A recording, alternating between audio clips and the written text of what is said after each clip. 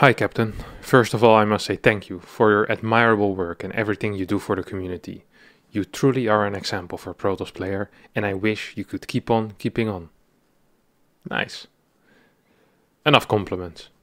Alright, let's jump into the balance complaint.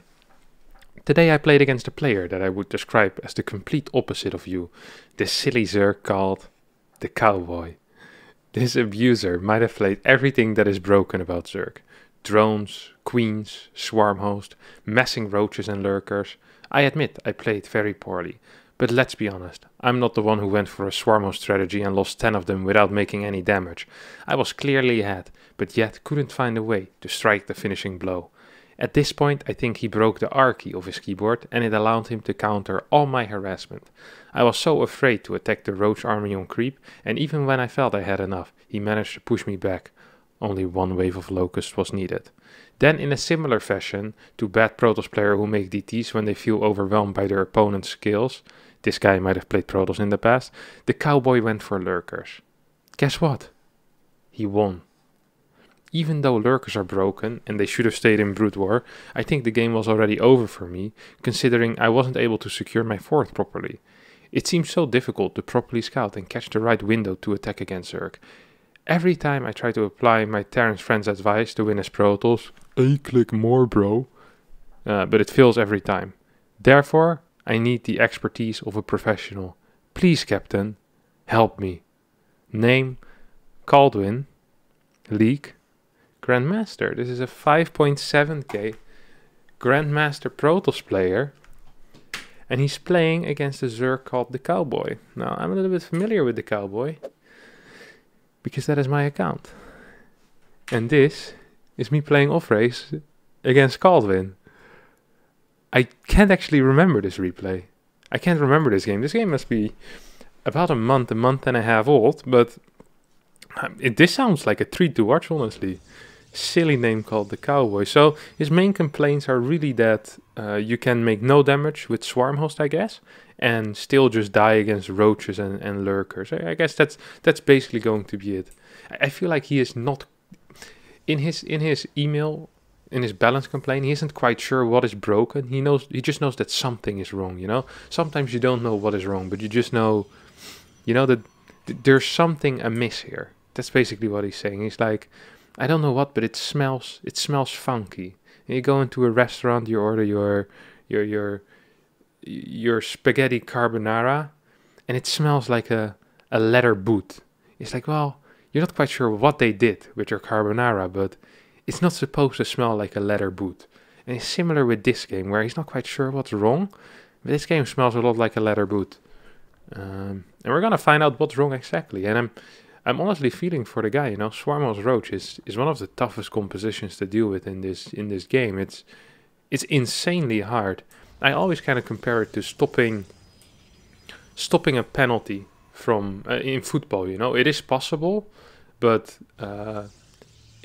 if the guy taking the penalty kick isn't less than 60 IQ, it's probably gonna be pretty difficult. And it's usually the same when playing against Roach Swarmhost. However, he said that he didn't really take any damage from the Roach Swarm Host. I doubt that has anything to do with the lack of skill from the Cowboy, though. This guy has crazy mechanics. Look at this. Poop. 400 APM. Man, this guy is so fast. It's ridiculous. How do these guys do it?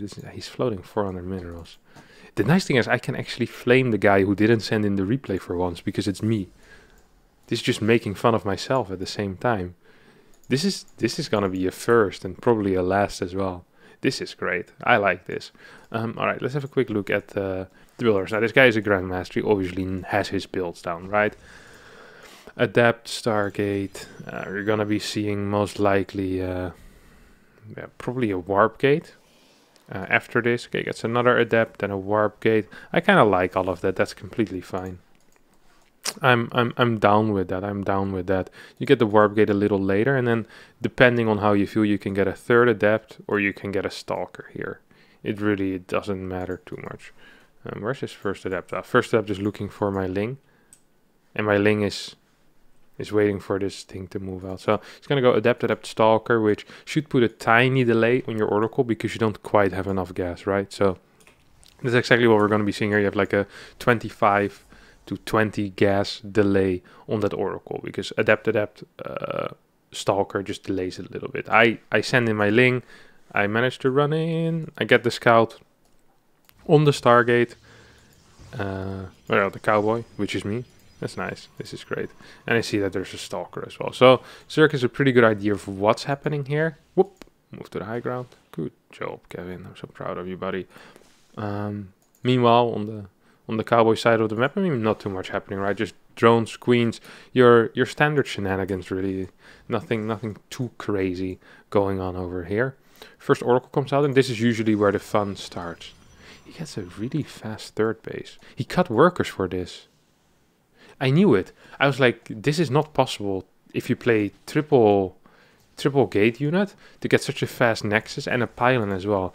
You're not supposed to cut workers for your third nexus, buddy. That's absolutely not the play. You want to get as many workers as you can.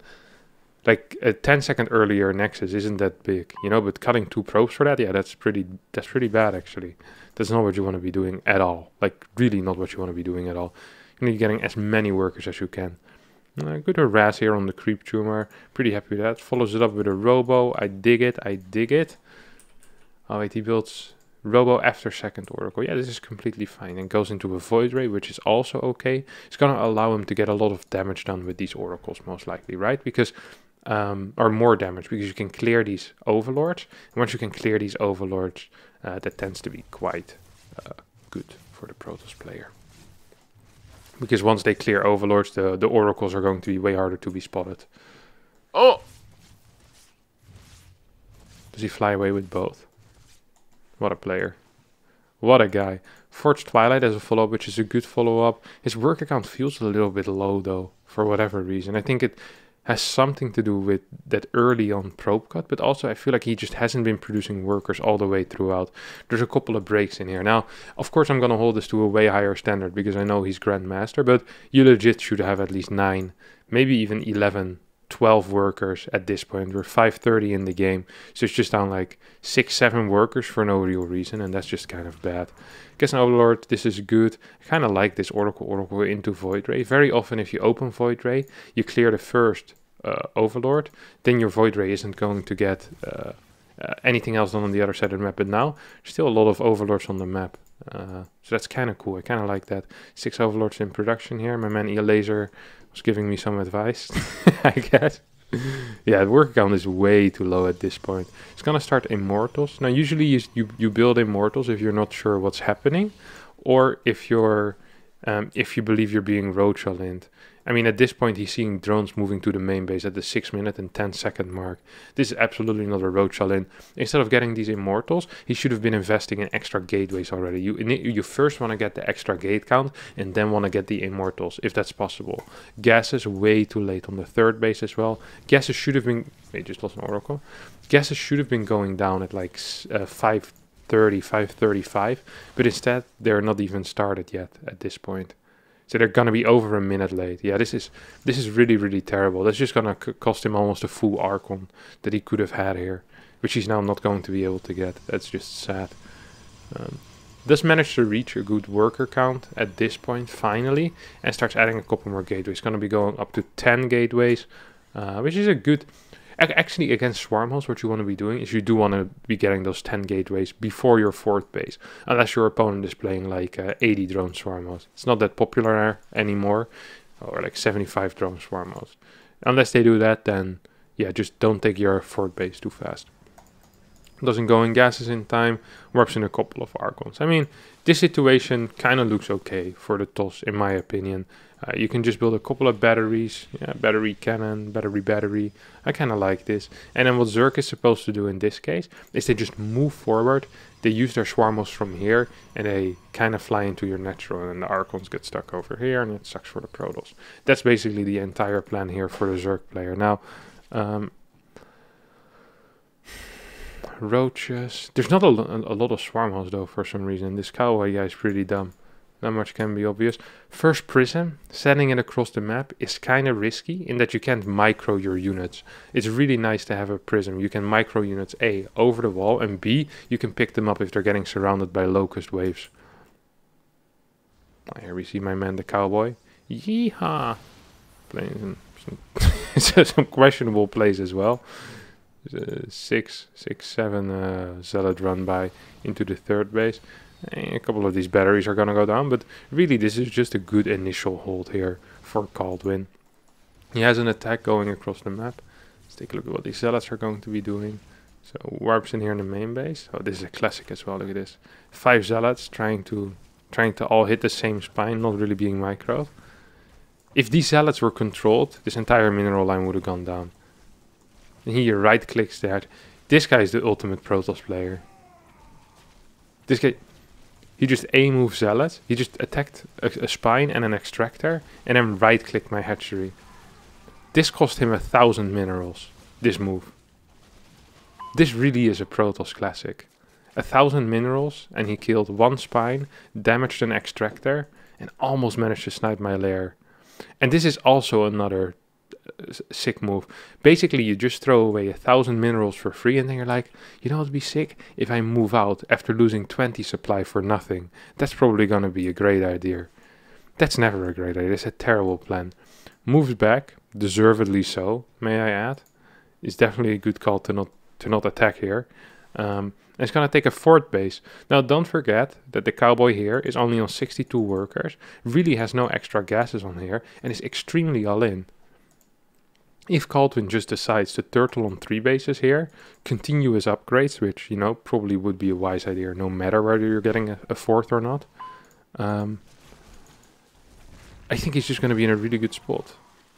Like, actually in a really good spot. I mean, Caldwin is up in the unit's loss tab, playing against someone who's making swarm host. Like, you stopped the penalty kick, my friend. The road swarm host time is over.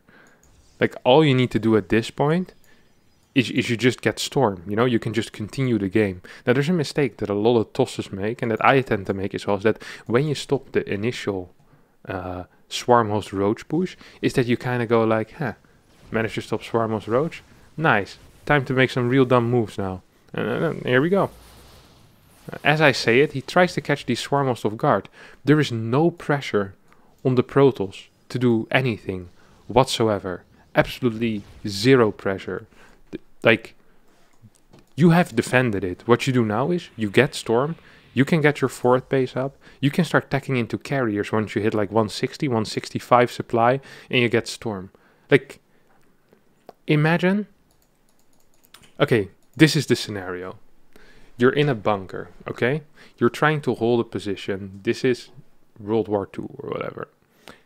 And all you need to do is hold on until the reinforcements come. The reinforcements come in like 2 hours from now. You know, you're just fighting. 1 hour passes, 30 minutes pass. So 1 hour and 30 minutes have passed. Some quick math right there. Another 15 minutes pass. It's like, all right, 50 minutes left. And the enemy is basically done, you know, they aren't even trying anymore. And right at that point, you decide to get out of your bunker and to just charge into a minefield. Like, you don't need to do any of that. You've already held on. You defended whatever this was that the Cowboy was doing. I mean, he's still down in units lost. This is actually some of the worst roach swarmers I've seen in my life. Literally, all you need to do at this point is just sit back, relax, and watch the Zerg implode. Like, there's nothing Zerg can do at this point. He has an army made out of 28 roaches and 12 swarmos, which keep being triggered way too fast, and then locust. I'm not even sure what these locusts are doing. I feel ashamed watching this back. That's what I feel. And you should be feeling ashamed, the fact that you're losing to someone who played like this. These swarmos could have been anything. I might as well have made 10 mutas and just idled them in the top right side of the map. It would have been as useful. Like, you literally... Why don't you get storm? The impact that storm would have here, compared to adding 2 more Archons, is so much bigger. Like, I bet when you're fighting, these 2 Archons are going to be standing behind your army majority of the time.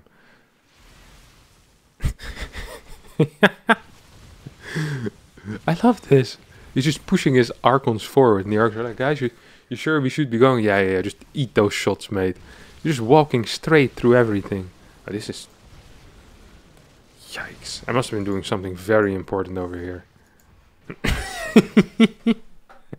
I lost every single roach. I think I could have kited him back forever, but yikers. Okay. I mean, still, now I kind of like the push. You know, he...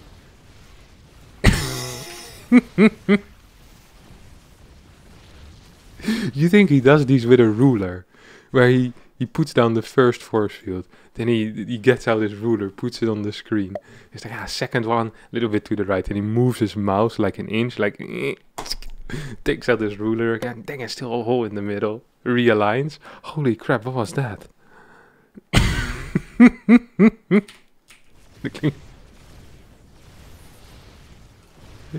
This legit took him 7 seconds to force field a 3 force field ramp. I've never seen something like this. Meanwhile, losing Archons to a single spine. So yeah, here Storm would have been great. It also would have been great if he kited back or used force fields.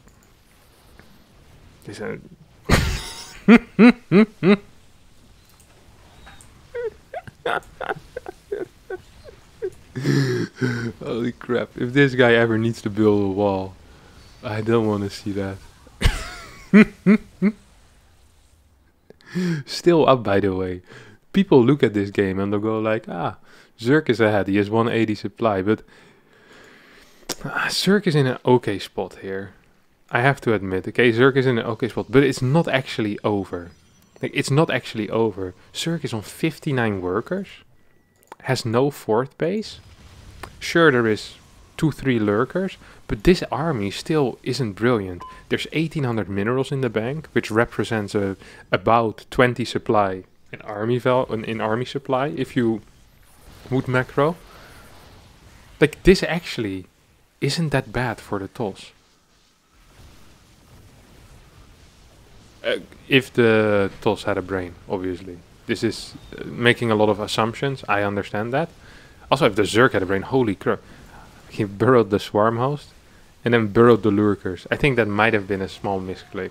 I'm gonna go ahead and call it a small misclick. Now, imagine making every mistake possible, right? As the Protoss. And then still winning a fight like this, because the Zerk also has like negative IQ.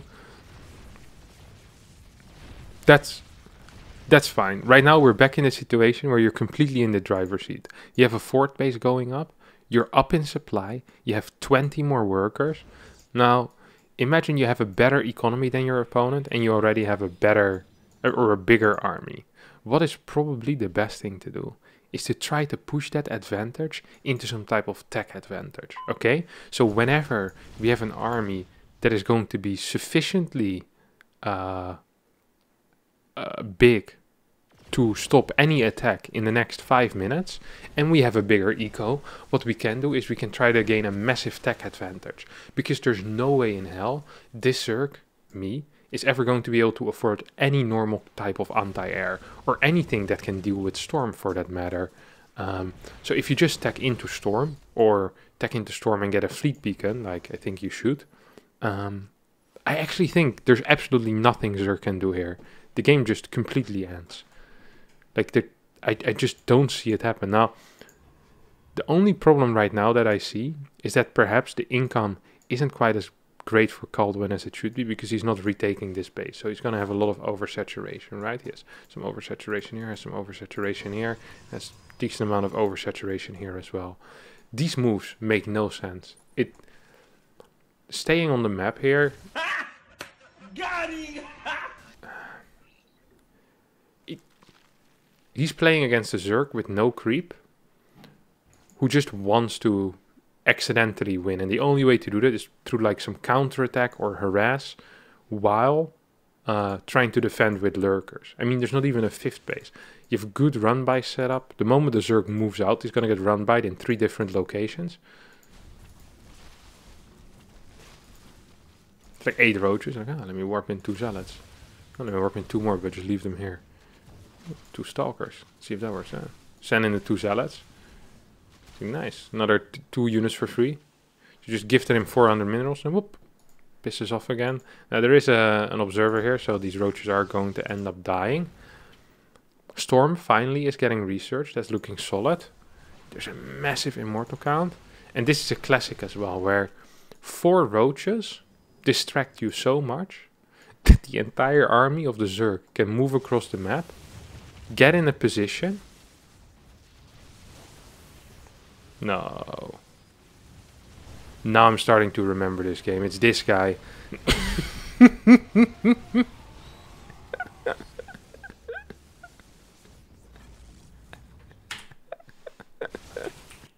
Okay, look.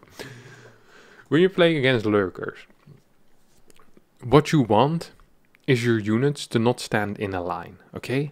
The power of the lurker is that it attacks in a line. So what you want to be doing is you want to be forming a concave.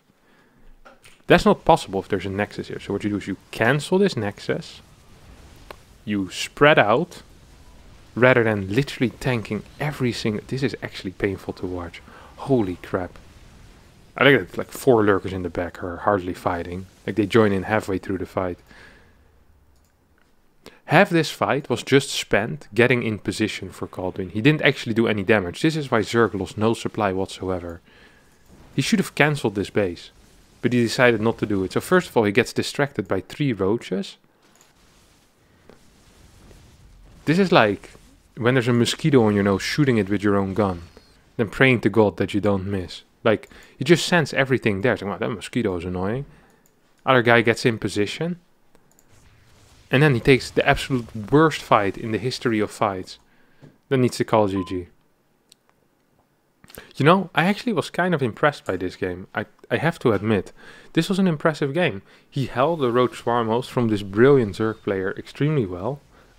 He did some pretty okay moves. There was okay... Actually, no, there wasn't good harass. At least the intention to harass was there, okay? He sent in zealots. Now, the control on those zealots, a little bit debatable. But then... After that, I mean, he just keeps pushing the issue while all he needs to do is wait. Just wait for whatever tech switch you're going to make. You're going to be completely fine. Caldwin. 2 little probes in the early game. Your swarm host defense was good, I'll give you that. Your harass was bad. Your unit movement was terrible. Your decision making to attack time after time never worked out once. And then your final engagement looked... terrible. It was awful. No other words for it. Sure, Roach Swarm host is difficult to deal with, and I understand that it can be frustrating, but this was not Roach Swarm host, my friend. This was you. And you suck. That's going to be it. Alright, thanks everyone for watching. Hope you did enjoy this episode of Is It Imba or Do I Suck? If you did, don't forget to subscribe to my YouTube channel, hit the like button, and we'll see you all next time. Bye bye.